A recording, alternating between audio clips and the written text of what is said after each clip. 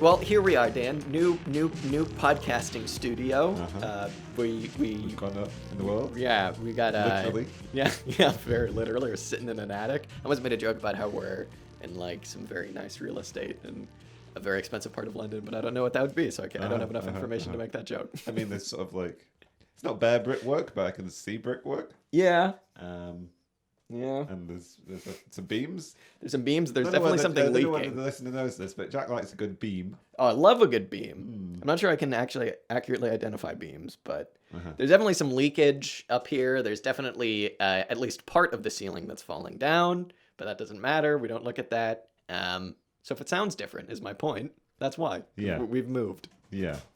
Probably sounds more echoey. Yeah. Yeah, what are you going to do? Although it's quite a small space, so... Yeah. I don't know. And it's probably just going to get warmer and warmer and warmer, which is up here.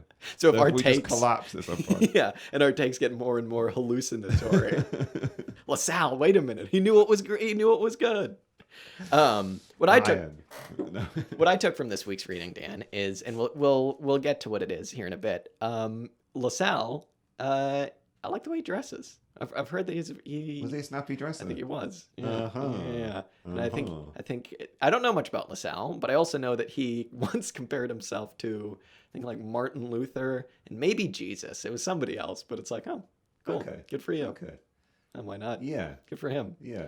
Maybe Marx could have done that. Yeah. Engels? To Jesus. Yeah, Engels. I am Jesus. By the way, I have 10 pounds. Yeah. We'll get to all that. Dan, it's another beautiful day here in England. How are you? I'm all right. Yeah, I'm all right. Might have been the hottest day of the year so far. Yeah. I mean, it's probably nothing. I don't know. Yeah. Mid 70s, perhaps low 80s for our Fahrenheit listeners. Okay. Yeah, it's beautiful. It's great. Dan just gave me some tomatoes, which I'm very excited about. Yeah. Tomato plants, I should say. He didn't just give me tomatoes. So you're going to get put to good use. I've got tomato plants coming out my ears, so quite pleased to give them away. Yeah, I kind of am feeling the same way about brassicas, about like cabbages. It's like the seeds are so tiny, you just put a bunch in, and then it's like, what am I going to do with like 50 of these plants? So, what are you gonna do? I'll swap you. Yeah, exactly. I'll bring you some kale instead. Oh, I love kale. I'm trying to think if anything important has happened in our since our last meeting. I don't think so, though. I don't know. The world's still going. Yeah, I suppose so. I feel like I sometimes worry that like there may be news stories that we really ought to comment on just by virtue of the fact that they've happened, and it's almost like etiquette. Sure. Like if something really outrageous and egregious is happening, as it likely has, like we don't intend to diminish it by not talking about it. Yeah. This isn't that show. Yeah, it's just not. We tried being like having pretense to be sort of a current affairs.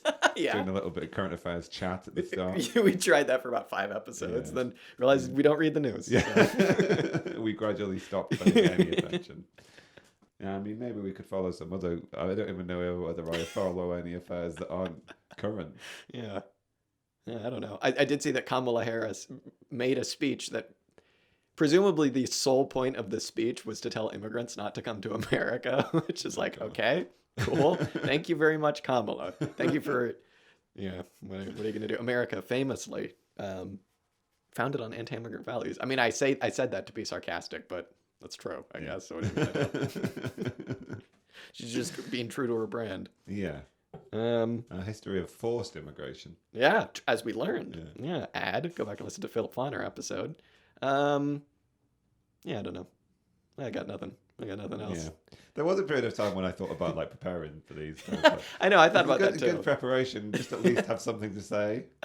But I feel like I've become less and less able to answer the question, how are you? I'm fine. Yeah, exactly. Yeah. Jack, you already asked Stop me. asking. Don't I look fine? Because I definitely feel fine.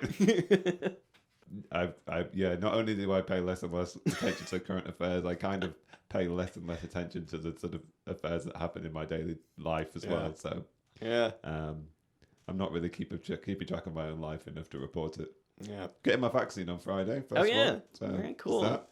I booked mine yesterday as well. Uh-huh. Very exciting. I didn't realize there was such a long thing in between both bumps because I'm getting it on next Friday, the first one, and then I gotta wait until September to get my next Yeah, one. yeah. Well, I've been wondering whether there's some advantage in that, in the sense that like you can have you have one now for the summer, and then you get fully protected at the point when like COVID's going to roar back into the Oh world. yeah, God, Jesus, yeah. I don't know whether that's true. I really don't. I Yeah. can't predict the future. Well- Although I mean this whole thing between the distance between vaccinations is it keeps changing, right? Initially they said 6 weeks, and I thought that had been the case all the way through, and then because they pay no attention to what's going on, obviously, and then I found out that they moved it all the way up to 12, I think, or 11. I think the recommendation is 12, so they say 11 so that everybody gets it in that 12 period. But that was when they realized there was so much protection to be gained by having the first dose. But now that it's possible that this Delta variant is somewhat immune, shall we say, to the effects of the Really? first dose. I don't know whether they're going to try and close the gap again a bit.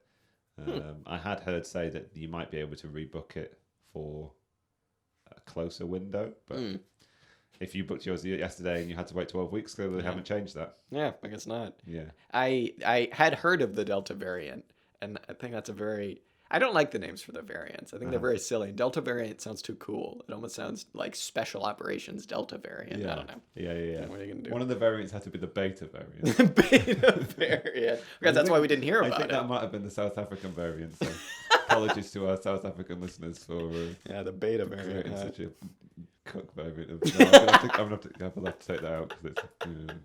Well, that implies the existence of an alpha variant as Yeah. well. Well, like, what annoys me is like the alpha variant ought to be the first variant of COVID, right? Oh, sure. You would have And thought, presumably. but it's not. Oh, okay.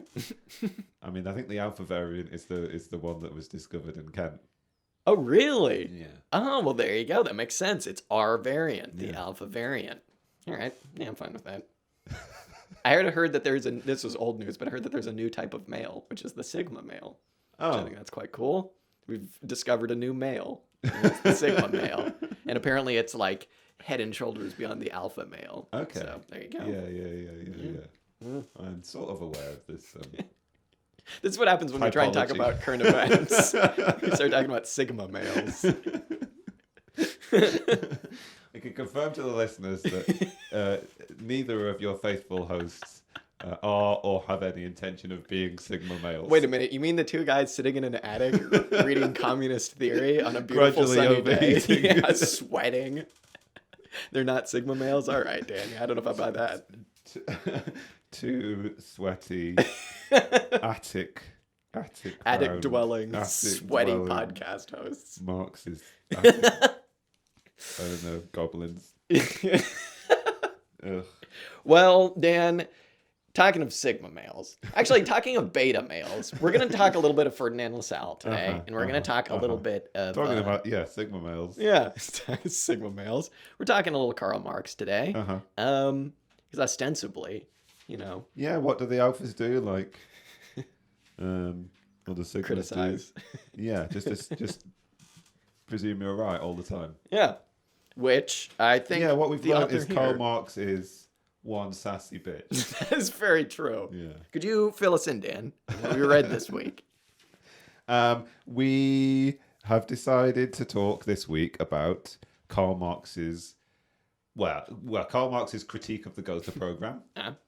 For me, I think the motivation is that I have so often heard said that the answers to certain essential questions of Marxism are in this text.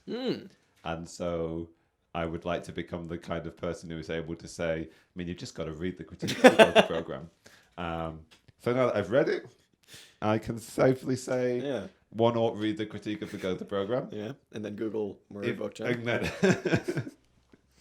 And then Google Ferdinand Lassalle. Oh God, imagine the guy who would say that. Yeah. Just Google Ferdinand Lassalle. I mean, the guy who would say that is Ferdinand Lassalle. Yeah, very true. And also, this text is of great relevance to our reading from last week. The fundamental principles of communist production and distribution. Certain sections of it were quoted at length in that book. And certain of the things that we talked about in that episode, we have found some vindication for here. Obviously, I think we expected to find them. So we haven't done any great sort of like archival detective work. It'd be weird if we didn't find those quotes. We're like, huh, they must have just gotten that wrong. That's odd. Yeah. So yeah, what do you think about our decision to read it? Were we motivated? Correctly? And I was worried. I was worried a bit, as one tends to be when they're trying to, I think, put forward Karl Marx's actual ideas and not as they exist in other texts that are much more easily comprehensible. This is easily comprehensible, honestly. Okay.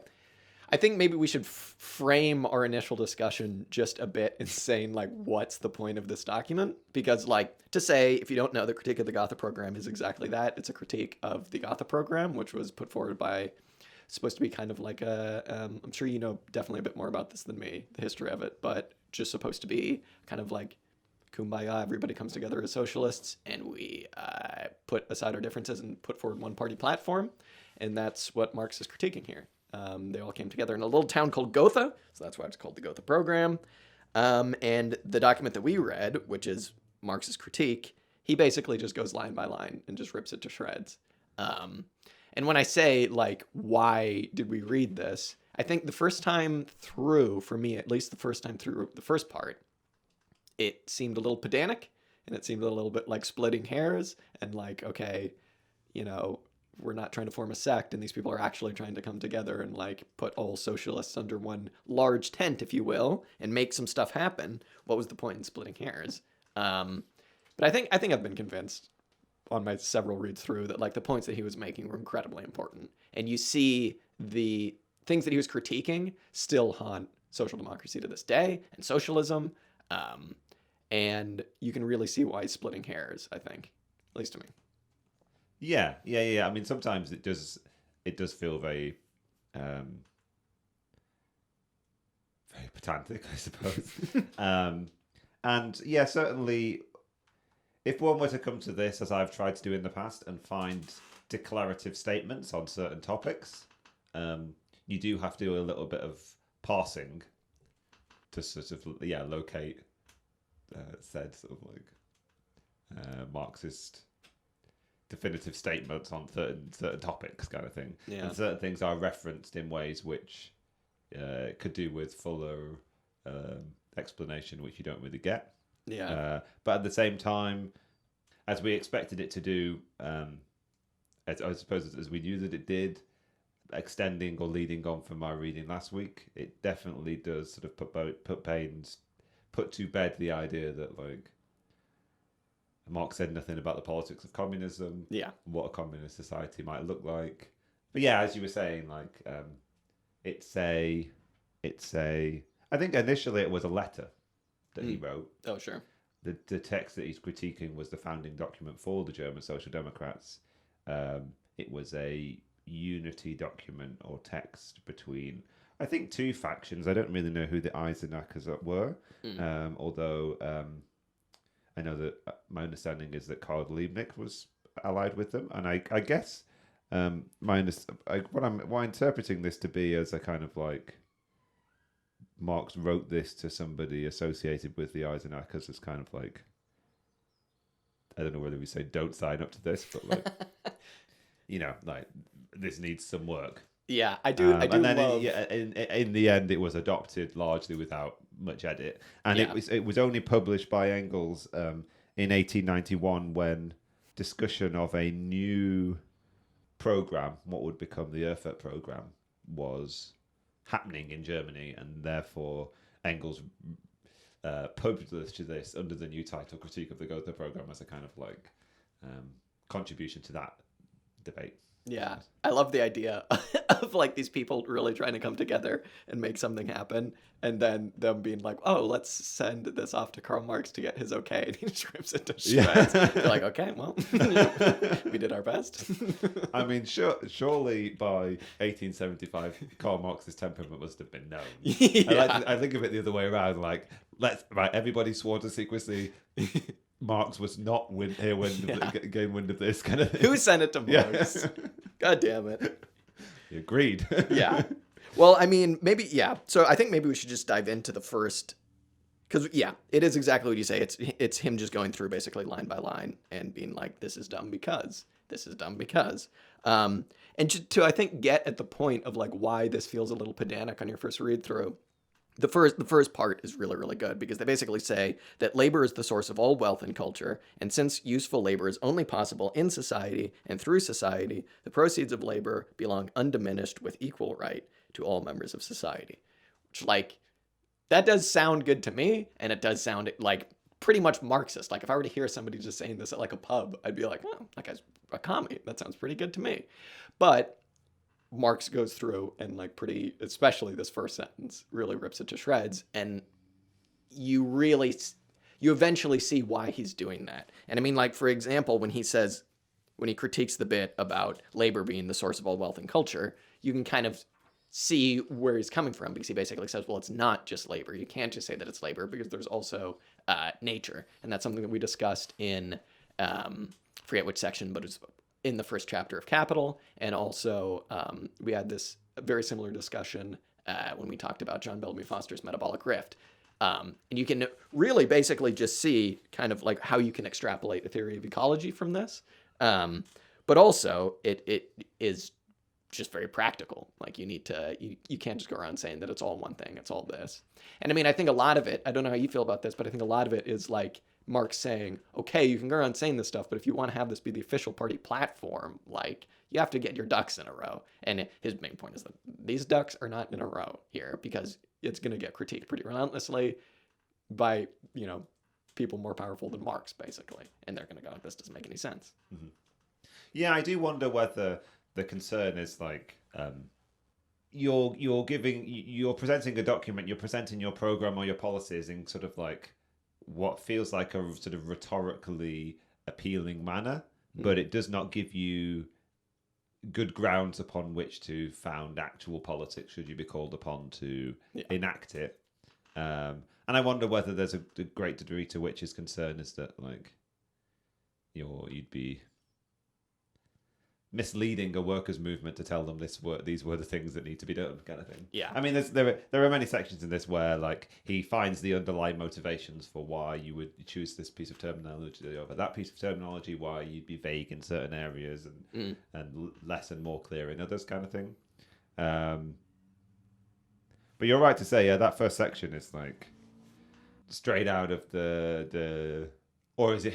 It's very clearly a very short recapitulation of his sort of use value, exchange value distinction, and the twofold character of labour that we came across in Capital.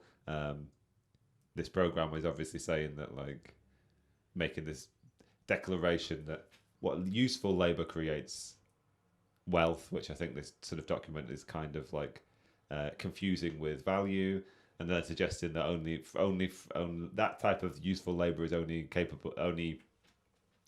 only possible in society. And Marx is obviously making the point that like labor in all of history has produced useful outcomes. You're not saying anything particularly specific about the capitalist mode of production by saying that like labor produces useful things. And also, as you say, like he makes the clarification, you might as well say that nature is the source of all wealth if you're just talking about wealth in terms of useful things, right? Like, and he makes the interesting clarification that basically human labor as something which creates useful products is as much a part of nature as any other of the inputs to that come more directly from nature, kind of thing. Like human labor is part of nature. So what's being lost kind of in this document, and what I guess he's suggesting that ought to be given more focus and be put in more clear terms is like what is specific about capitalism, and a lot of this is like a lot of his commentary or addendums stem from this kind of like you're not being specific enough about the specificities of capitalism and the new unique circumstances of capitalism and what you will have to do that's equally unique to get out of capitalism, I suppose. Yeah, that's a very important point. It feels a little bit like they're trying to say something very declarative, almost romantic about labor in general, without that nuance and specificity, I suppose. Yeah. He does say toward the end of that section, I don't know whether we want to jump to it a little bit, that it's sort of a restatement, recapitulation of some of the sections from the Communist Manifesto about history being the history of class struggle, I suppose. He makes the correction that what they ought to say in their political program is that society as it has existed in all of its historic forms. This is a critique of the kind of like I think like those people writing this document wanted to make bold declarative statements about the relationship between labor and society and the sort of collective that is society kind of thing, and therefore wanted to make labor the source of all wealth and culture is the line that they use, or useful labor is the source of all wealth and culture. And Marx is saying that, well, labor does create wealth and culture, but in class societies, the dominant ruling classes have monopolized the wealth and have privileged access by virtue of their privileged access to wealth. They have a privileged access to culture. And so what's happened in all hitherto existing class societies is that there's been the working and toiling classes of those societies have been historically deprived of access to the wealth and culture of society. And he's basically saying that like what they ought to say in this program is that the workers in capitalist society have been put in a privileged historical position to be able to the phrase he uses is lift that social curse, right? Like, so by missing the sort of specificity of labor under capitalism, you're also losing what seems like the specificity of the role of the working class to change society, I suppose. Yeah, I feel like I've rambled on for quite a long time there. I apologize. It's hard not to. I mean, I think also a main critique that he has is that this is just coming across as, he doesn't say this outright, but it's just coming across as very utopian communism. And I mean, like, I don't know. I do tend to think that like there is a fine line to be drawn when you're like talking to, you know, fellow members of the working class versus like how you're going to put together a party document, because like, and honestly, it's all well and good to like tell one of your buddies like the goal of communism is to basically, you know, end that rift and like give you exactly what you put into society. But I think that brings us to like another really important point, which is when they start to talk about the specificities of like getting back what you put in, because they basically do just go on to say in the Gotha program, like, we're trying to give you exactly what you put in, and that's exactly what's going to happen. You're going to get exactly what you put in. And, you know, that would, again, sound pretty Marxist. That would sound pretty communist-y if you were to just hear somebody say that. But Marx goes on to be much more, I think, realistic, I think. And, you know, you understand why he's doing that, because you don't want to, the main critique that you're going to get if you tell someone you're a socialist or you tell someone you're a communist even is that you're being utopian, is that, you know, there is no other way. There's no alternative. You must do this. You must do that. Oh, you know, you want to have a system with labor vouchers? Oh, that would never work. That's too utopian. And I mean, like, Marx goes on to ground this document, I think, a lot more when he basically talks about that phrase, you getting back what you put in, like, undiminished to society, right? And I think that's maybe what I got the most from this document, other than the bit at the end about child labor, when he kind of critiques that phrase, undiminished, right? And it's funny because, like, we haven't gotten to this point, I don't think, in the book from last week's, where they actually talk about, like, well, what does undiminished mean when you're kind of trying to organize, like, production and distribution under society? But he goes on in, like, this very short document to, like, makes some pretty fantastic points. If it's okay, I think I'm just going to kind of rattle off some of them. Yeah, because he basically just says, like, you have to understand. He's like, what the proceeds of labor? What the hell does that mean? Undiminished. What the hell does that mean? You idiots, you fools. What are you talking about? So he basically says that a lot of what you put into society is going to be slightly diminished when you get it back at the other end. It's going to be nowhere close to being as diminished as it is now under capitalism, but you got to think about like societal reproduction. So he basically says you have to make deductions for replacing the means of production when things break down, or you just got to look after your stuff.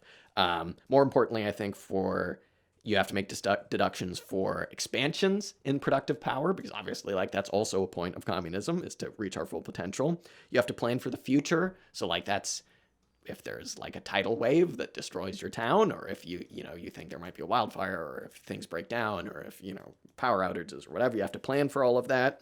And then he kind of gets into another section of 3 things where he says you have to think about the administration of society that doesn't belong to production. You have to think about, he doesn't use this word, but you have to basically think about infrastructure. He calls them things that I think that are good for the common good. And you also have to think about, basically, again, he doesn't use this word, but you basically have to think about welfare.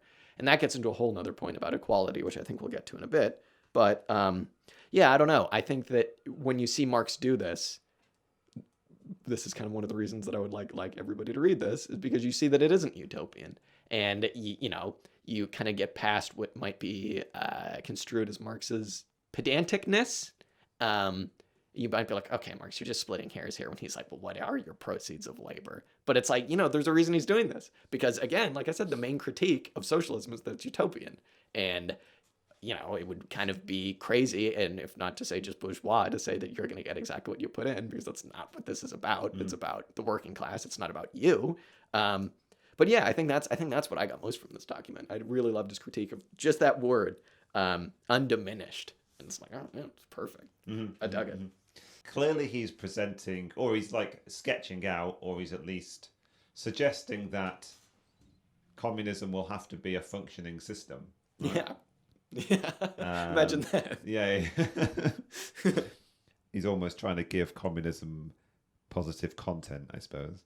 What it kind of makes me think of is like bringing it back to our modern age, I suppose, but also thinking about when you're propagandizing ideas and you're writing a program, either like then in the 19th century or like now in the 21st kind of thing.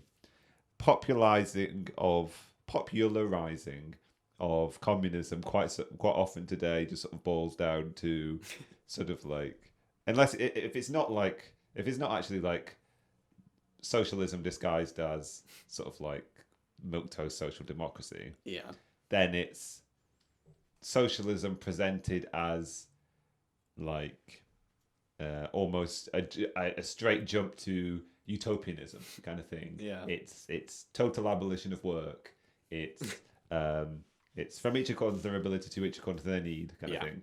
And it kind of limits your ability to propagandize these ideas, because all it really appeals to is like basement dwellers desirous of UBI, or the idea of like full automation, or it kind of just appeals to your sort of like meme ML sort of like tankies, who just sort of the best people, is what you're saying. And it gives you, as I say, like no actual positive content, rather than having communism just be a negative system kind of thing, in terms of like, here are all the things that it will not be kind of thing. It gives you some sort of positive things to chew on, of here are things that it may actually be. And it might turn out that it's not quite as radical as you think it is. Or at least like not as impossible. It's not as impossible. Yeah. Was that the Palmatic where he was saying that we needed it to be positive, or was it the other Catholic communists? I think maybe there was some discussion in some sections of the fundamental principles of communist production and distribution about giving positive content to communism. I mean, 100%. I mean, it's also funny too, because like, you brought up your like basic desires of UBI as like, oh yeah, I also hate work. It's like, yeah, dude. I've been this person until very, very recently. Like, sure. I mean, well, that's the thing. It's like, we all hate our jobs, but the point is like, it isn't that like, communism is also going to make it so that you're able to do the labor that you. Now, I'm not going to say that the labor that you want to do, but it's going to make it so that your labor feels much more fulfilling because it's going to get rid of this mystification. It's going to get, you know what you're doing. You know exactly what you're doing, to say nothing of all the time it's going to free up for you to do whatever you want. And what that's going to do to your psyche to just feel a lot better. Anti-work commies. I don't know about that.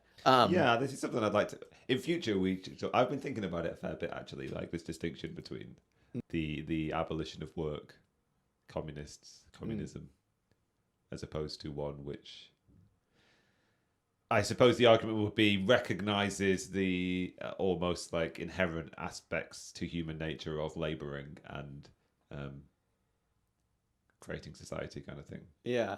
But anyway, I think we should talk about that. We could talk about that if we want to, but we can talk about that. I'm sure it will come up more as we go into the communist production distribution book. And that, Yeah, absolutely. I think maybe just one more thing to say on that is like when you know what you're doing has a point and you know that like you're doing it for the collective good, it's a lot different like than the wage labor that you perform now. Because like whenever I'm done with work for the day, I'm just like, oh, thank God, you know what I mean? But like the other day, for example, I know this is kind of a cringe example, but like I went to the allotment to help clear a plot that had been in disarray and it sucked and it was really hard work. But like while I was doing it, I was doing it with a bunch of other people who were just volunteering and it was cool. It was fun, even though it sucked. You know what I mean? The work was tough and you left feeling better about yourself, even though you didn't get paid. You know what I mean? So I don't know. I think that's just kind of a point. And also I think we should maybe just focus while we're on this part on like this idea of what smells a lot like, because basically is like a tax rate. I know that might seem like a little like, whoa, hang on, taxes in my communist society. But I think when you think about, this distinction between like, wouldn't it be great to live in a society where I get exactly what I put into it completely undiminished, which Marx kind of makes the point. That's a little bit bourgeois to think like that. That's actually kind of not cool of you to think like that, versus like, this kind of what you might call a commie tax rate that takes out of your, again, not wage, but like what you put in out of your labor for the collective good. Like, if you ever come across anybody who's a little kind of put off by that, and maybe your more libertarian friends, I would say just kind of point them to the idea of like, you get taxed so much already, and the vast majority of it goes to things that suck. You know what I mean? Like, I think the American defense budget is currently measured in like the trillions, which is just a completely unfathomable number. Like literally, you just cannot comprehend that. Can you imagine like how good it would feel to like, oh, my work went to making that hospital and that's it. It didn't go towards like murdering people in, every country that America has murdered people in. It would feel good, And also to have a direct say over what proportion of what things went where. Yeah. Which is the I don't know. I was going to quote the kind of like right of disposal over the... Well, I mean, yeah. That's a social right of disposal over the products of social labor. Yeah. Yeah. Which I think it would be cool if we could find something about what that would do potentially to like your psyche. Because I'd really like to kind of, I think, read more about that because like, I think you feel worse than you realize. In like sociology of work kind of thing, which talks about like that experience, I suppose. Yeah. Anything else to say on the kind of undiminished bits? Or anything else you want to get into there? Well, only to kind of transition us into this. There's a section which I think the immediately next section. I feel like is really important, but I don't know how well I can parse out its importance, I suppose. So obviously he takes this phrase "undiminished proceeds of labor," and then he says, "Well, okay, we've clearly identified that it is diminished in all of these various ways." But then he goes on to try and say something much more fundamental about the nature of labor under capitalism and the nature of labor under communism. And he's suggesting that like under capitalism, we as laborers have a direct relationship to our own labor, I suppose. We have ownership over a certain portion of the labor that goes in, and we have sort of control and ownership over that labor. Whereas which is basically a virtue, but seems to stem from the types of exchange that happened under capitalism. But he's basically saying that like under communism there would be no individual portions of labor. There would only be a social stock kind of thing, which I sort of feel like is sort of the crux of his. It's so to some extent the crux of his critique of this section a little bit, is that like this manifesto is sort of still acknowledging a kind of bourgeois ownership. I shouldn't say bourgeois ownership because it's a feature of bourgeois society, but it's not a feature of the bourgeoisie. It's a feature of the working class. It's that he seems to be suggesting this manifesto still acknowledges that the working class own in some way their labor power, whereas I think what he's suggesting is under communist society that sort of dynamic wouldn't exist anymore. I mean, that kind of takes us into like a discussion about equality, I think, which I think is also another really, really, really important part of this. Sure. An equal right, which is like, I think if you were to kind of maybe don't start with this when you're trying to convince people to be socialists, because it could potentially be a little off-putting if you're going in on equality and equal rights, because Marx basically just says that equality, such as it exists, an equal application of the law under all people, is crazy. It's like that's insane, because you have to, we've talked about this idea before, Marx's idea of equality, which is recognizing inequality. If you're trying to organize a society for the collective good, you have to recognize these latent inequalities in humanity. And that kind of ties us back to what he says about this one thing that's going to be diminished from your labor, which is, welfare, looking after people who can't do everything that you can.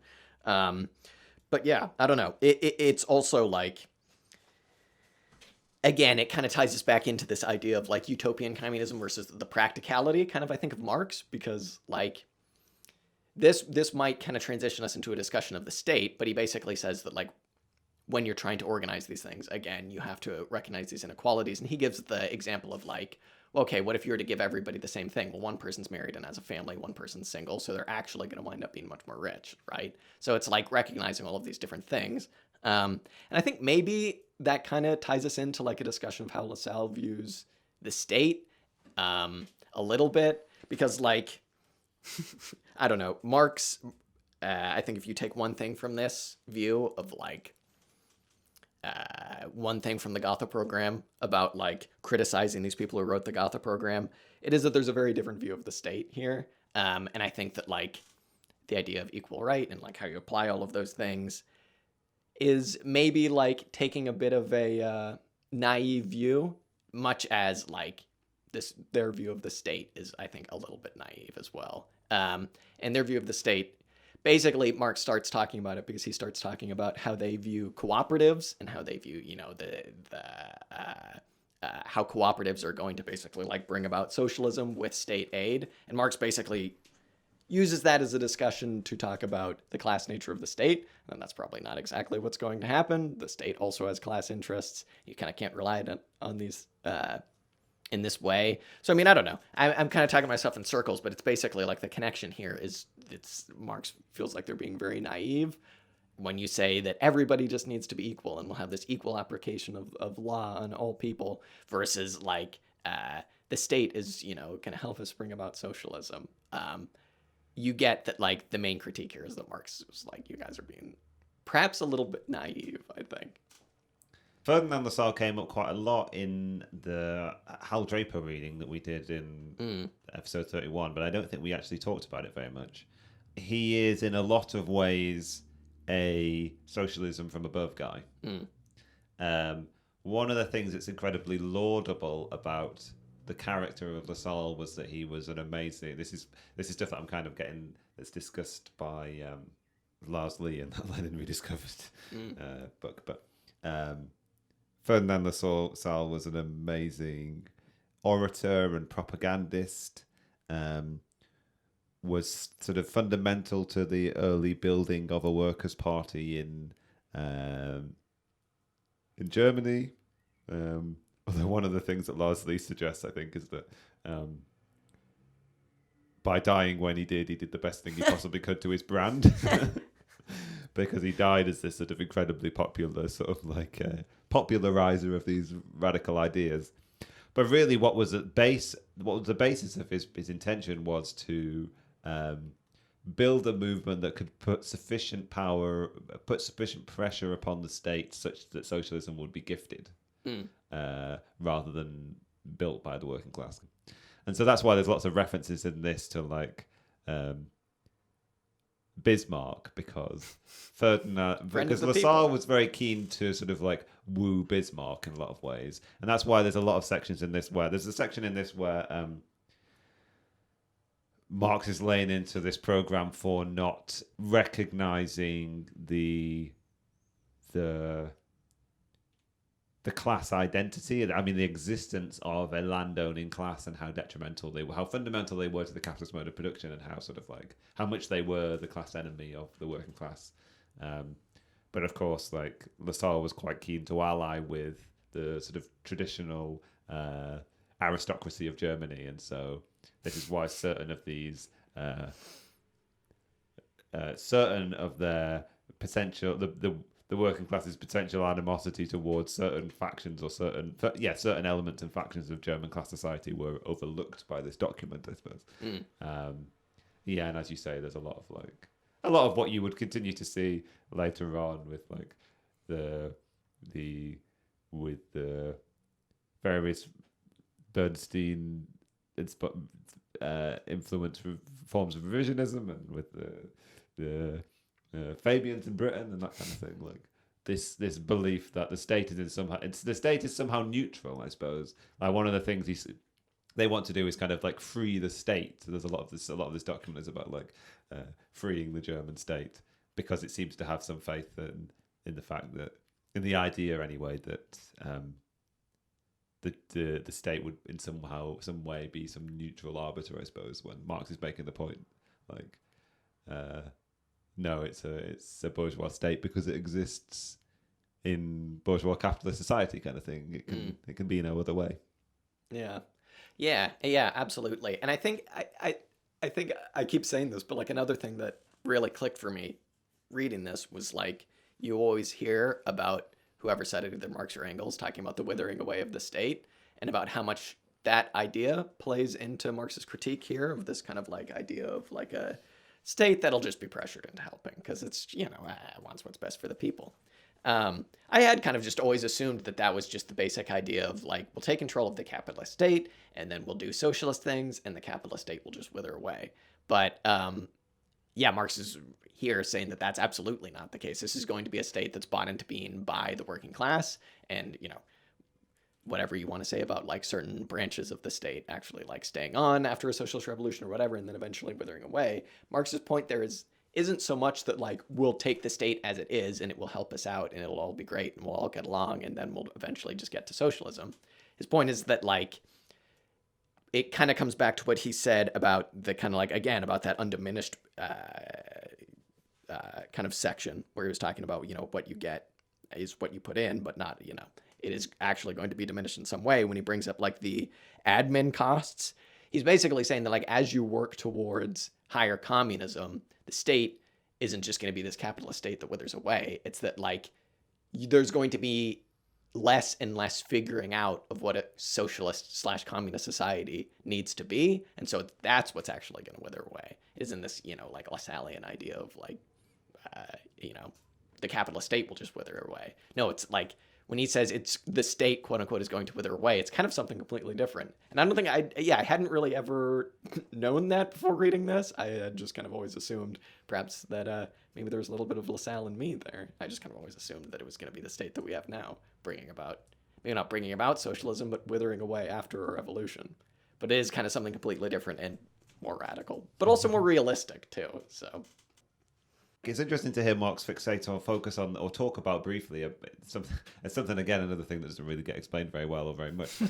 This idea of what a communist state would be. What's really interesting about his description of this transition links into so much of what we were saying last week, that it is a transition from one mode of production to another, and it's described very much in terms of like a transition and not a radical break. In so many different elements of this, whether it's in relation to the state, whether it's in relation to the conceptions of bourgeois right, whether it's in terms of relationship to labor and how people gain access to consumer goods as a sort of like as a remuneration for the labor that they've done, kind of thing.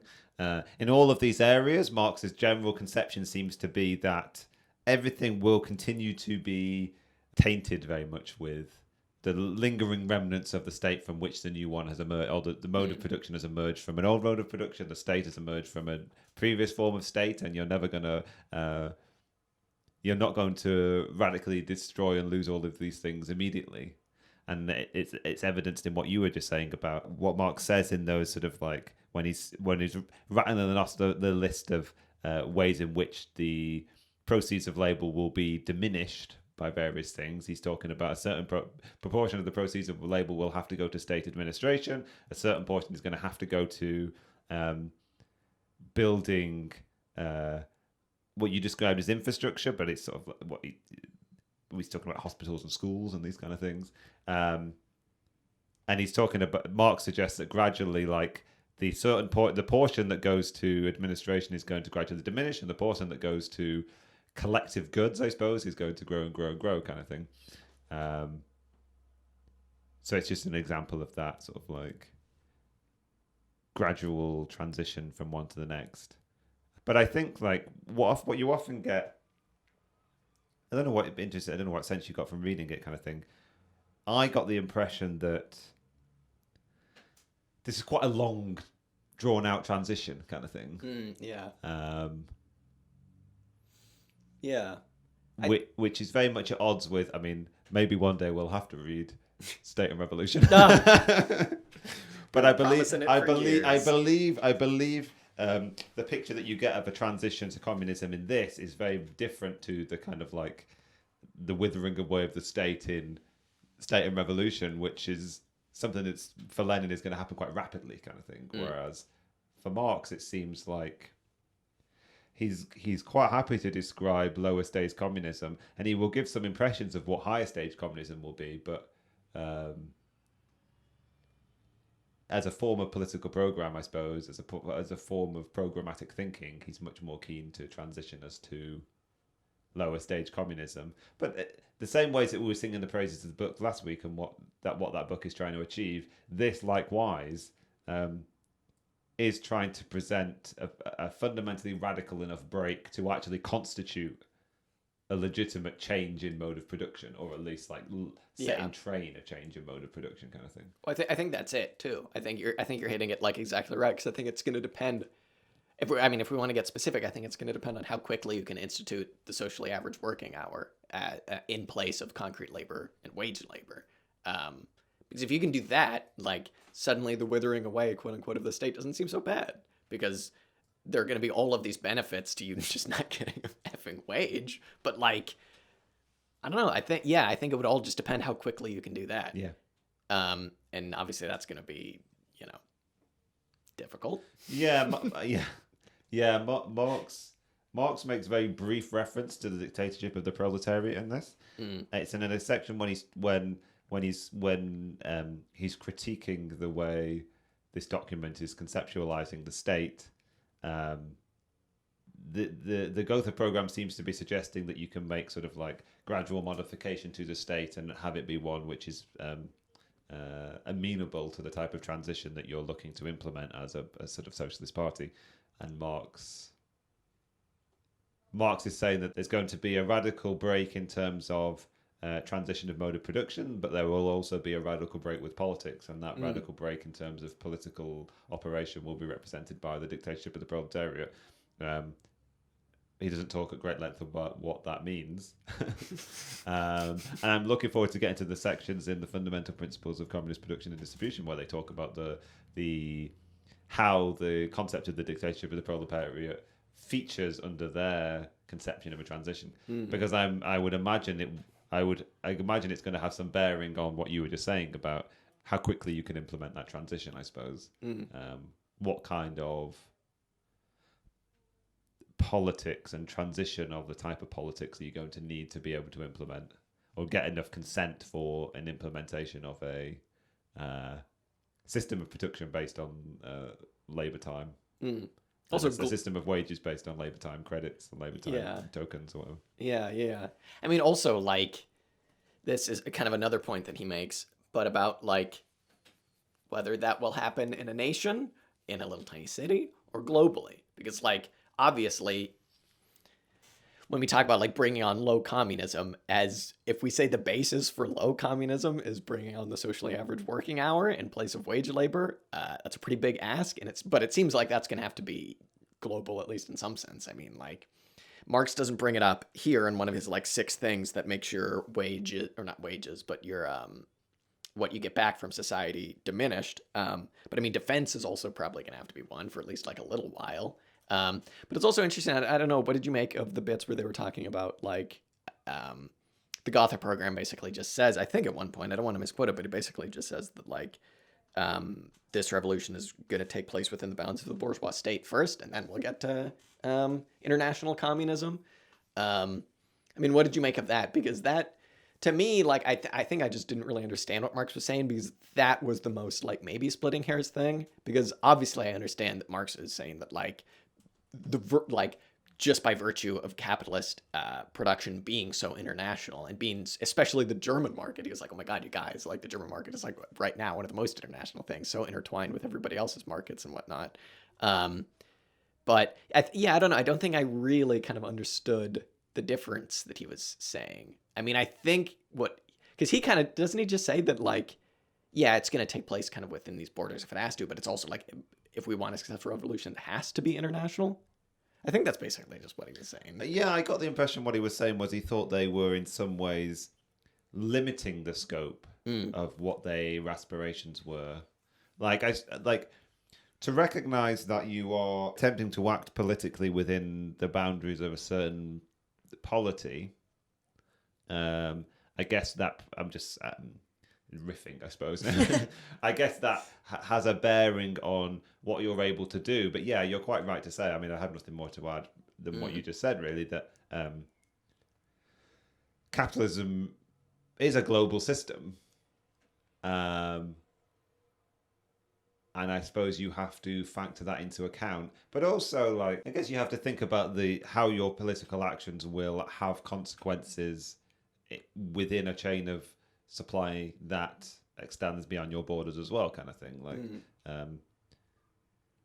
I guess I'm thinking more in terms of like political actions that are strikes and revolutions more than like electoral victories, I suppose. But like, by virtue of the fact that you are a worker working in a global supply chain, your reach is in some ways global, I suppose. I guess so. That's just speculation on my part.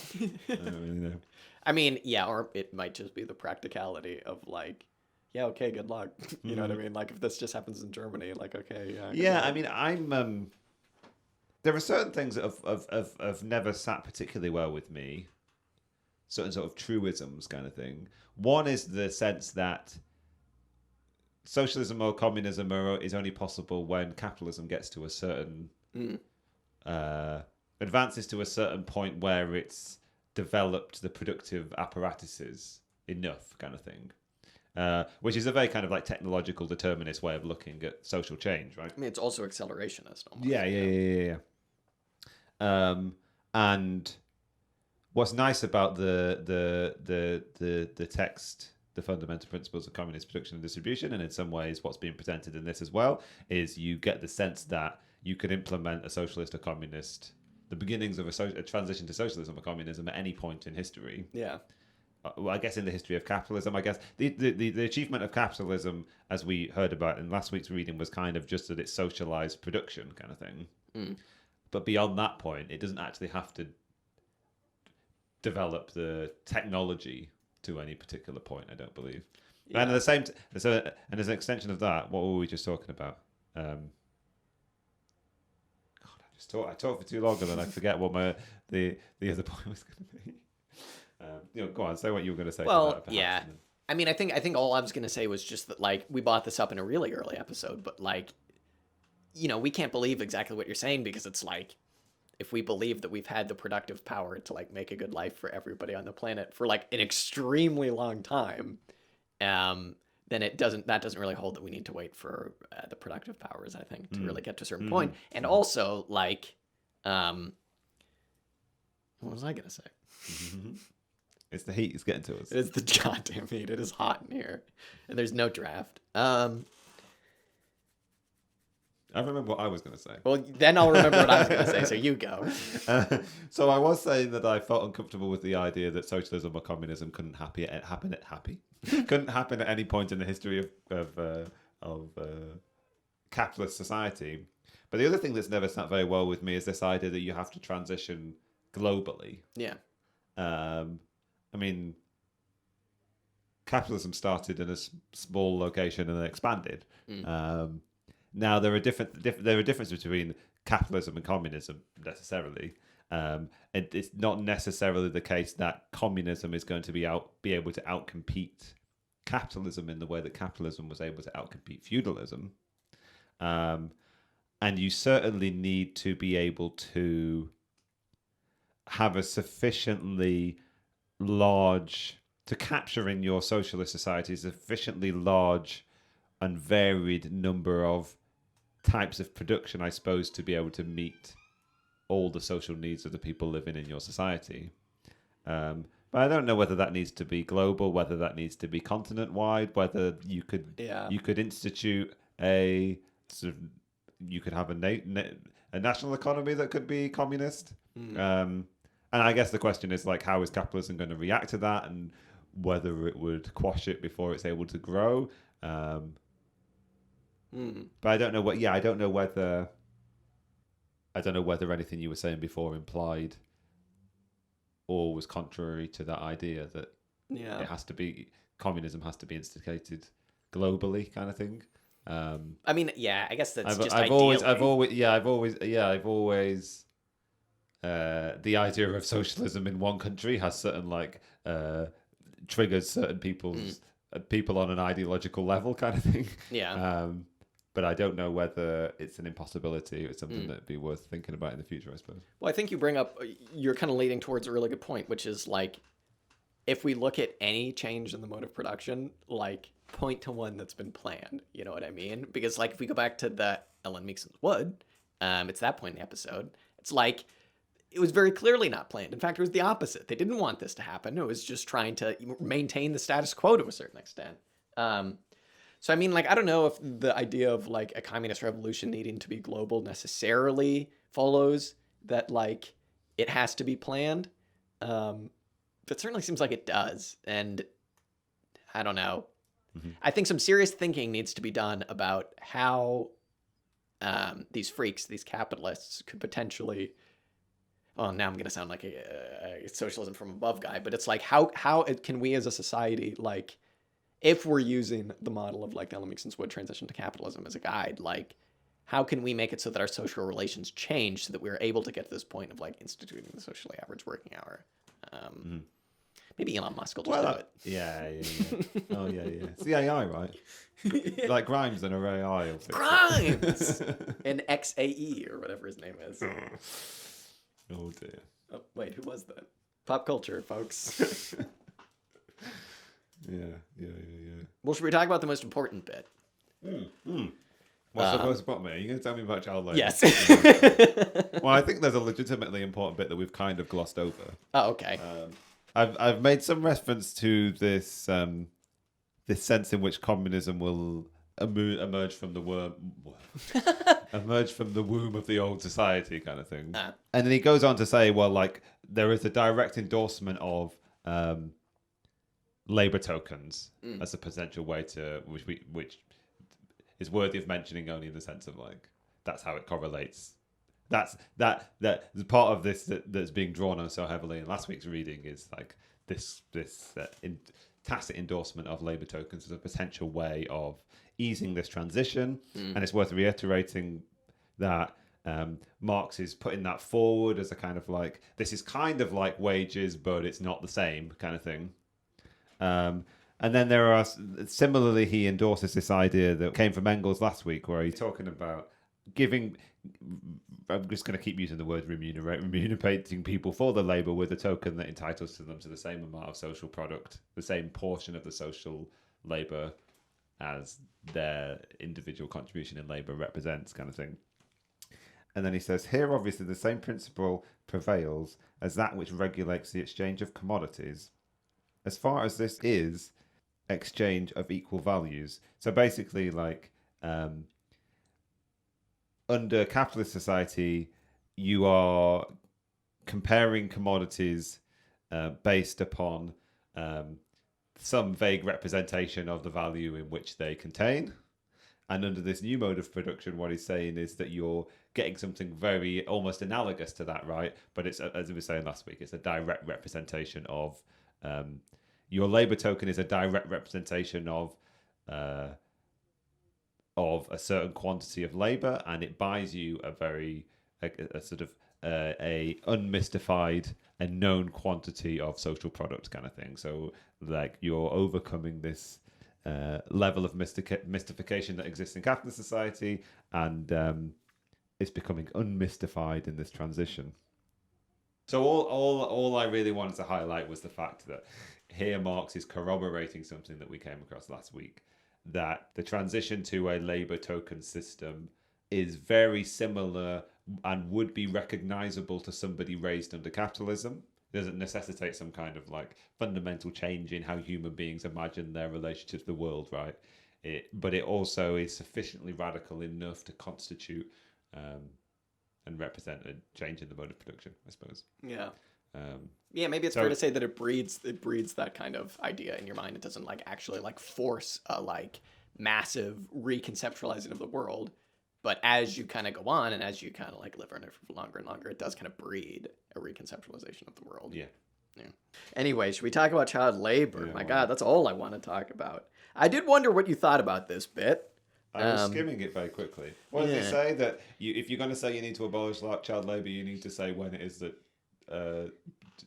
children become adults. He says in prohibition of child labour, in air quotes, he says you need to state the age limit, but then he goes on to say something that's perhaps more controversial, because that isn't controversial. He says, a general prohibition of child labor is incompatible with the existence of a large-scale industry and hence a pious, empty wish. Its realization, if it were possible, would be reactionary, since with a strict regulation of working time according to different age groups and other safety measures for the protection of children, an early combination of productive labor with education is one of the most potent means for the transformation of present-day society.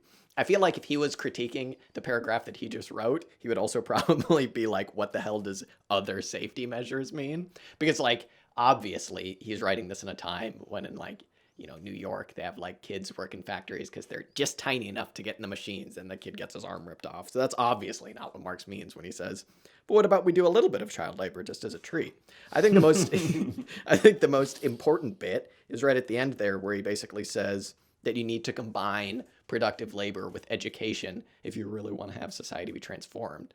And that's pretty hard to kind of see what the hell he's talking about, because it's like, productive labor as we experience it is like alienating and mystifying and brutal and crappy. And it's like, why would you want your kid to get a job earlier than he has to? You know what I mean? But like under a communist society, it is interesting, the idea of like, okay, once you get to a certain point, like see how the world works. You're not going to have to work that much. This is how food gets put on your plate kind of thing. And this is how you're going to go out into the world and be like a good person. It's interesting because, again, he's vague enough to be like, if we do this with safety measures and, you know, in age groups, which is funny because like he critiques them for saying like it's essential to say the age limit. And then he says, according to different age groups. And it's like, all right, like, come on, like, what are you actually talking about? But I think the main point anyway that I wanted to bring up is that really interesting mix of like combination with productive labor. I think it's a good idea. We don't have to have kids in like combine harvesters or anything, but like, I don't know, kid, you want to come hang out, see how the world works for 2 hours? Yeah, why not? I think that's cool. Anyway, I'm pro child labor now. I had overlooked that paragraph because it's right at the end of the last page, and I just wanted it done. And even when you read it out, I didn't really understand that. The first bit, that was the implication of what he was saying, but with that interpretation, yeah, okay. Yeah, okay.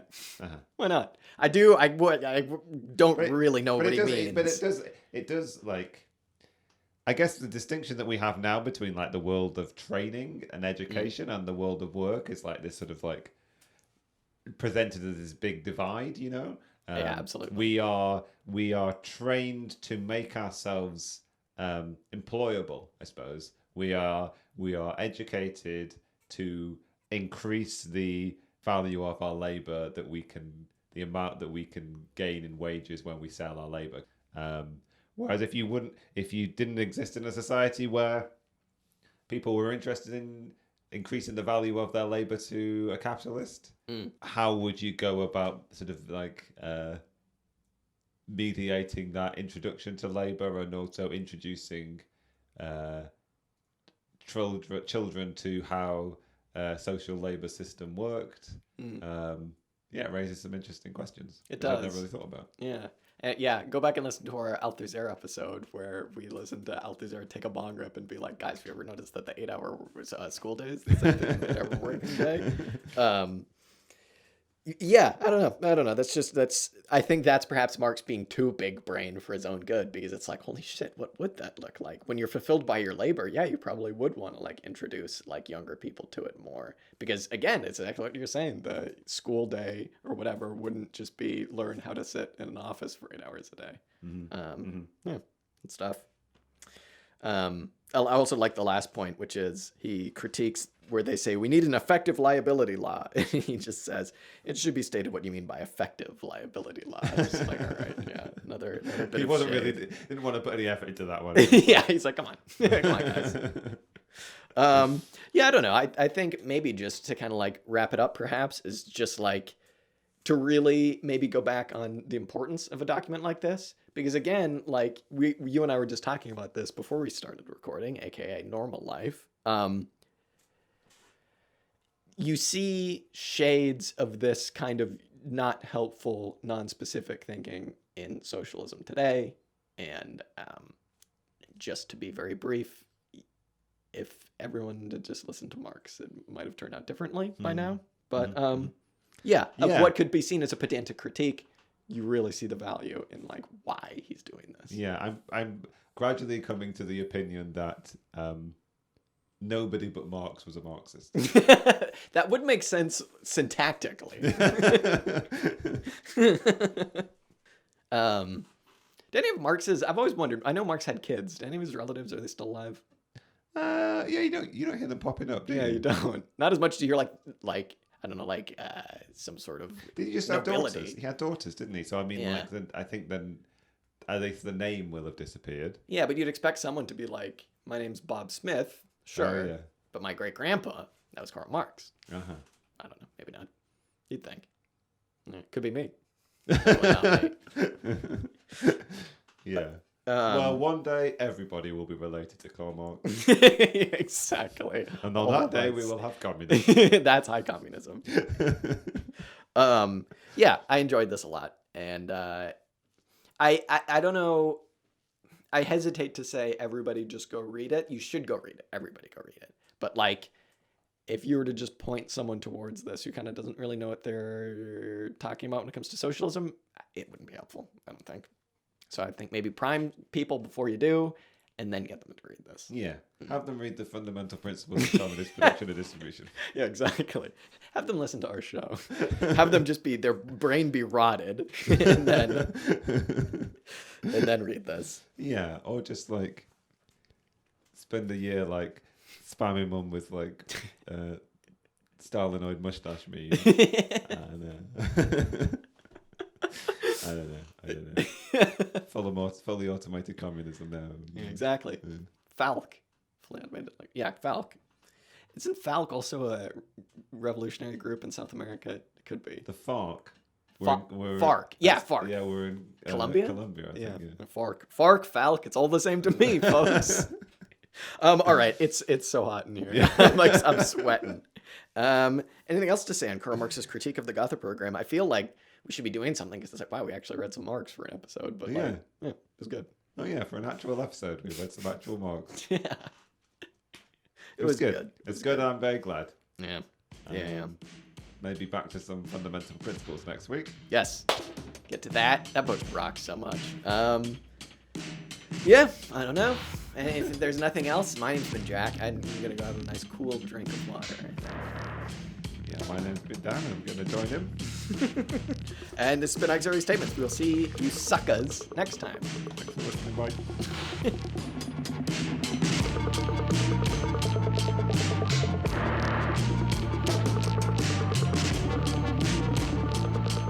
The music you heard this episode was Music to Kill Bad People To by King Gizzard and the Lizard Wizard. If you like this song, you can check it out and much, much more on their Bandcamp at kinggizzard.bandcamp.com.